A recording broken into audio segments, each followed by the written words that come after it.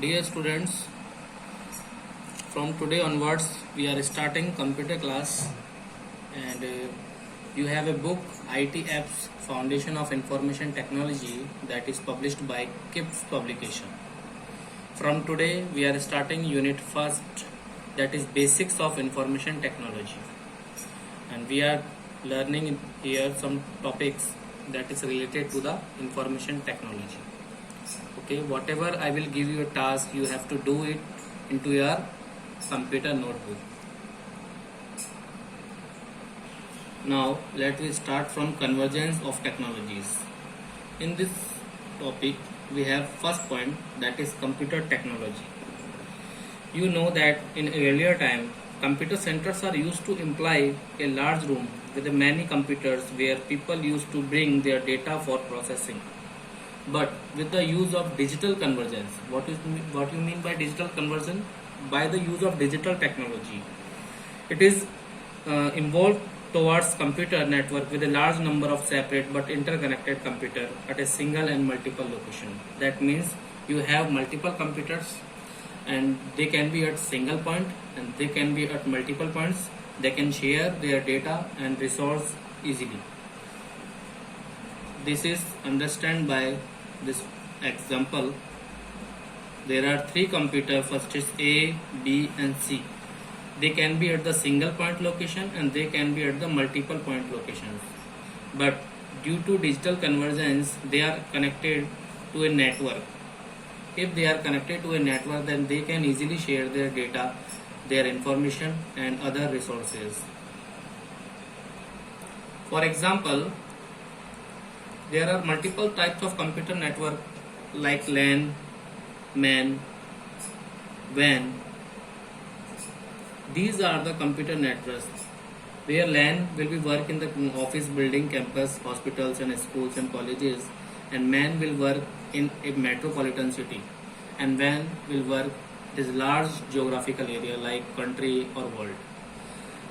In this network, all the computers can be connected to a single location in a room, in a building, in an office or remote locations that is very far away. But they are able to share their data, their information and their other kinds of equipments like hardware in the remote locations also. This is only done by the digital convergence. Now, second, that is content technology. That is related to multimedia. You know what is multimedia? Multimedia like mixing of different media like text, sound, graphics, videos on the same screen. Means nowadays you are using many kinds of multimedia like text, images, sound, videos, graphics. These are the interactive mode. These are used in the interactive mode in the computer technology. And due to the digital convergence, all network computer system can transmit and receive digital multimedia content over multiple interconnected computer networks. So these are the benefit of one of the benefit of digital convergence in the content technology. Now next, communication technology. You know there is a very large size of multimedia application that you have to transfer in the computer network. So whenever a computer required multimedia content from a remote computer or a server, this information has to travel through the computer network. Means if a computer A transfers some information in the multimedia data to computer B, that can be very large. So if the amount of information is large, it must be compressed to reduce communication delay, because if the multimedia file size is large, then it will be delay in the communication also. So to reduce the communication delay, it must be compressed. Mobile communication and internet communication. Mobile and internet communication technologies are the two common technologies for the same. Okay, so digital information can be broken up, can be coded or decoded easily. And internet is the most effective medium to send digital data across the globe. That you are also already know that today we are using multiple kinds of Android application and iOS application for transferring our data or multimedia data that can be included text, sound, graphics, videos, and we are also able to share any kinds of information to any person by using that technology. So communication technology is very important in our life, and it is also possible by the digital convergence. Now there are some value added services in the communication technology that are www, that means world wide web.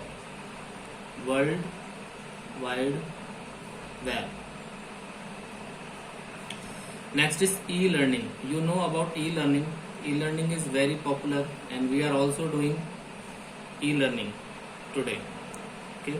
Next, telebanking and net banking. Telebanking and net banking. By the benefit of net banking, you can transfer any amount to someone. You can check your account balance. You can add cash amount to your digital wallet, etc. But you are not able to retrieve cash. You have to require ATM machines for retrieval cash. You have to do only digital transaction using net banking. Okay. Next, fourth, email. You are using email to send some kind of information, letter, notice, and any kind of attachment through the email. And next, fifth, e-commerce. Nowadays electronic commerce is very popular. We are all doing online shopping through some very popular e-commerce portals like Amazon, Flipkart, etc. And radio and televisions on the internet. Radio and television also broadcast information. So this type of examples are the value added service that are provided to us by the use of communication technology. Now, in the convergence of technology, we have understand three types of technology. First is computer technology, that is a kind of networking in which we are also sharing data, resources, information, and equipments in the remote locations and the single point. Second one is the content technology, in which we can share our multimedia file that can be included text, images, video, and sound. And third one is the communication technology, in which we are sending a large multimedia size file, and we are using mobile and internet technology in it, and the multimedia file can be decoded and encoded easily and broken up into multiple packets when it is transferred in a network. And there are some value added services that we understand: www, world wide web, e-learning, telebanking, and net banking. And using net banking, we can perform any kind of digital transaction into our bank accounts, email, and e-commerce. Now we are understanding about what is computer. Computer word is derived from the word compute, that means is to calculate. So we can say that computer is an electronic device that can perform variety of tasks by executing a given set of instructions. And in simple word, we can say that computer is an electronic machine that makes our life easier, because we know that today is the digital world and we are using computer system in our daily life, like documentation, accounting, budgeting, designing, entertaining, imparting education, airlines, railways. There are multiple kinds of application of using computer. The acronyms of computer is a common oriented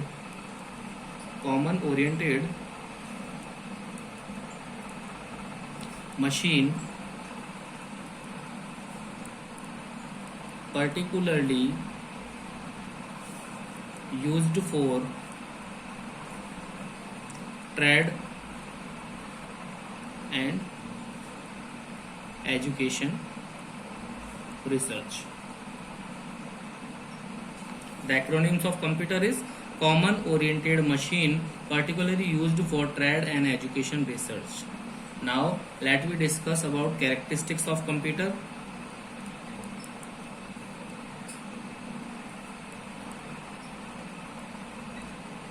Computer, this is very important for all kinds of person. If you are a student, if you are a professional, if you are doing an office work in a school, in hospitals, there are all kind of business segment. There are computer is very useful for that. Now we are talking about characteristics of computer. There are mainly 5 characteristics. That is, first is speed, second accuracy, third reliability, fourth storage, and fifth versatility. That means first speed. A computer works at an amazing speed without making any mistakes. That means a normal person would complete a specific task in a few hours, whereas the same task is finished by the computer within a fraction of second. Because we know that computer is a machine, and calculations can be done in the microsecond. That is only capable by the computer system. A human cannot done this same task in this time.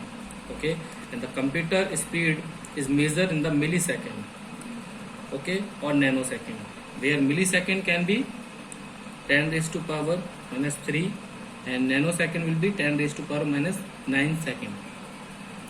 Okay, this is the main characteristics of a computer. Now we are talking about accuracy. A computer is very accurate machine because a computer performs its task with great accuracy. It hardly commits mistake in the processing of data. A person can commit a mistake, but computer cannot commit any mistake in the processing of data. The errors that are generally occurs when the input is inaccurate or the hardware is not functioning properly, because you know that computer is processed when we are giving some input to it, but if we are giving incorrect input, then computer will produce or calculate incorrect output. So it's not mistake for computer side, it's a mistake for human or user that are using computer. Okay, next topic is the reliability.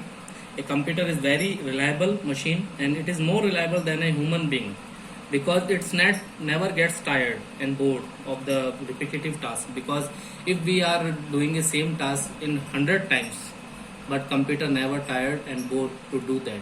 But if we are giving these 100 tasks to a human being, definitely he gets tired and bored. Okay, now we are going to the next point, storage. A computer can store a large amount of data in its memory. There are several memory devices, you know, just like hard disk, CD-ROM and pen drive. There are multiple types of secondary storage device, and there are some primary memory also, RAM and ROM, that can be discussed in the later. And the data can be retrieved whenever it required. Means if the data is stored in the computer storage area, then that can be required, and that can be accessed or retrieved whenever it required. On the other hand, a human being can retain only the relevant information in his memory and tends to forget the rest, because a human being has a brain to store the memory and information, but he can get lost this information. But computer never forgets the information because it has a very large storage capacity. Now we are talking about versatility. Versatility, a computer can perform various types of job in the same time. For example, we can enjoy to listening the music while we are typing in a document in the MS Word. That means we can play games, do calculation, make animation, surfing the net, emails. We can do variety of tasks. So this is a characteristic of versatility. That is the main characteristic of computer, in which we are doing different type of tasks. Next, there are some other kinds of characteristics like reduction in manpower. Reduction in manpower. You know, computer helps the entrepreneur to become more efficient. As a result, less staff is required to do the some job, because if we are required 4 to 5 members to do the one task, okay, but when we are using a computer, then these are not required to do that task. Only one staff is required to do that task. So reduction in manpower is possible by the computer, and it can be noticed in the bank, industries, and almost all government and private sector offices. Then there are very short staff that are doing their work by the use of computer. Next point, that is reduction of paperwork.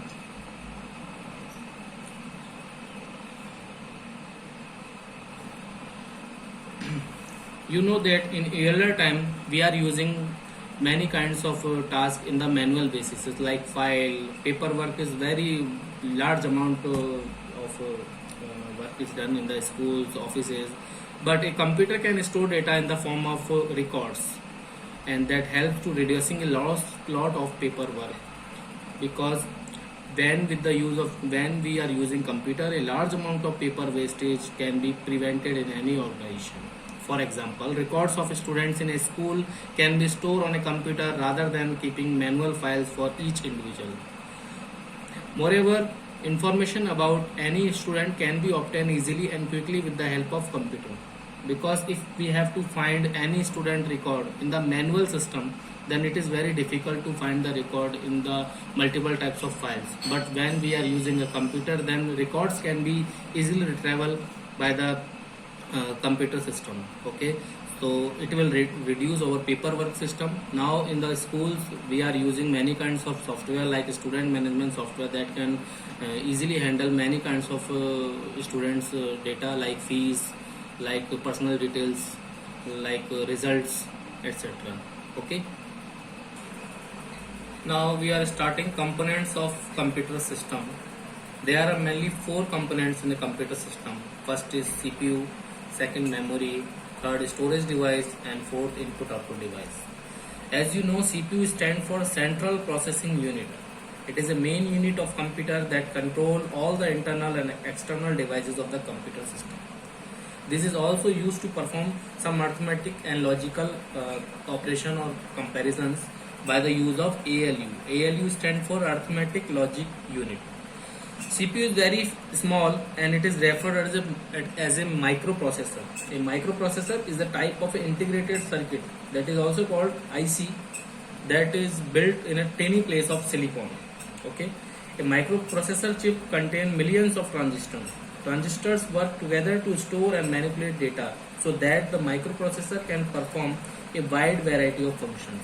Means CPU is also called microprocessor. In the market, in the today's market, there are many kinds of latest microprocessors such as Intel, Core 2 Dual Core, etc. These are the tiny IC integrated circuit that is placed in our motherboard, and that can work to manipulate data so that microprocessor can perform a wide variety of functions.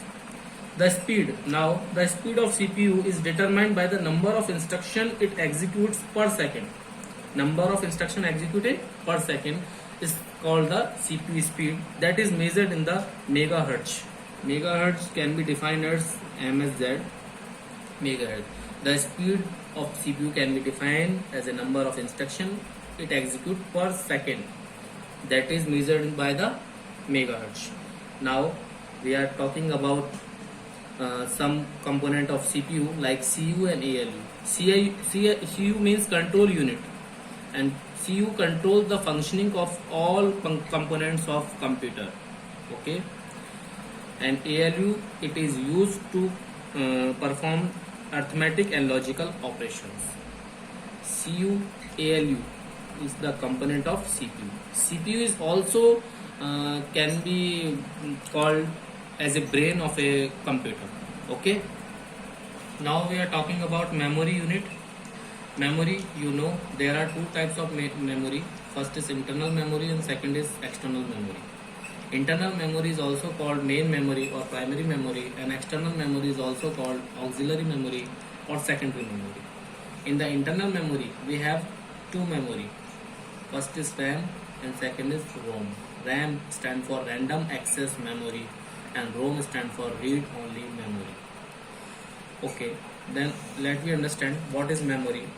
The memory unit is a principal storage of computer. That means memory is used to store information and data in the computer system permanently or temporarily, so that they will be available when it required. Because if we store our data and instruction in the memory, then we will retrieve it whenever it required and send it the data according to when we needed. Okay, now internal memory. Every computer have a certain amount of memory, usually referred as a main memory. It is also called internal memory or primary memory. Primary memory is a place where data and programs are stored temporarily as long as they are being executed. It is very fast and expensive but has a limited storage capacity. if we are taking a smartphone, for example, if we are taking a smartphone, there are some internal memory also, 16 GB, 32 GB, you know, and we have when we use this internal memory, then we are not required any kind of external card or external memory. Okay, but in the computer system, this internal memory is very less capacity, so we are required a hard disk also for storing our data. So this is internal memory, and internal memory have two types, RAM and ROM, random access memory and read only memory. RAM is a type of a computer memory that can be accessed randomly. Okay, as the name suggests, it is a memory that can be accessed randomly. Whenever information we enter in a computer goes into the RAM and remains there as long as we are working on an application. It is also called volatile memory. What is volatile? It is also called volatile memory because if we are working in a Word document, okay, and during the working, it is temporarily stored, these instructions. Okay, means we are working in a Word document, then during its processing the instruction is stored temporarily, and when the computer is switched off, in this condition, when the computer is switched off, then data is lost forever. That means we lost our data during the processing if our computer system is switched off. So that's why it is also called volatile memory. Okay, now types of RAM. DRAM stands for dynamic random access memory, that store data temporarily as the data is lost when power supply is suspended. Okay, it needs to be refreshed periodically in order to retain data. It makes it slower than SRAM. SRAM stands for static random access memory. It is very fast and expensive memory, and it does not need to refresh like DRAM, because we need to refresh DRAM, but we need not to refresh SRAM. Okay, now next, SDRAM. SDRAM is stand for synchronous dynamic random access memory, and it is use synchronous interface to transmit large amount of data at the high speed. Okay, it use synchronous interface to transmit large amount of data at a high speed. It improves the efficiency of a computer as data is delivered in the shorter duration. Okay, and last is the DDR, double data rate memory. It is majorly used in Intel Pentium 4 systems. It requires less power and has a speed which is double than the SDRAM. DDR speed is double than the SDRAM. Okay, these are the types of RAM. Okay, now we are talking about ROM. It is non-volatile memory. Non-volatile memory, and as the name suggests, read-only memory. In this memory, we can only read information. Okay, not write, as compared to the RAM, which can be both read and written, but it can be used for read information. Okay, it is non-volatile memory, and it store our data or information permanently, because we have not required to worry about your data when power is switched off. We have a data in the ROM. Okay, for example, when we are burned a song CD on a CD, then disk content cannot be changed. Okay, in the earlier time, when we are using CD-ROM for play the music in our home, in our offices, then we are burning the songs in the CD-ROM. Okay, and when a CD-ROM is burned with the songs, and after that we cannot change its content, so that can only be read. So that's why it is also called read-only memory. Now we are talking about types of ROM. There are several ROM variants that can be changed under the certain circumstances. First is PROM. PROM stands for programmable read-only memory. Programmable read-only memory. In this, the content can be programmed using a special device known as the PROM programmer. PROM programmer, in which it can be programmed only at once at the time of manufacturing and cannot be modified later. That means at the time of manufacturing, whatever data we are storing in the PROM, that cannot be modified later. So PROM provides a faster and less expensive approach for storing. Next, we are talking about EPROM, erasable programmable read-only memory. It can be erased and reprogrammed repeatedly with the help of specialized software. Okay, the content that is stored in the EPROM chip can be erased by exposing it to ultraviolet rays. Okay, that means we can modify our content or erase by exposing it to the ultraviolet rays. Okay, it is not possible to retain selective data from the ROM. Okay, EEPROM, electrically erasable programmable read-only memory. In this, the content of the chip can be erased and reprogrammed in a block instead of one byte at a time. It has the provision of selective removal, which means we can erase particular data byte by byte instead of erasing it completely.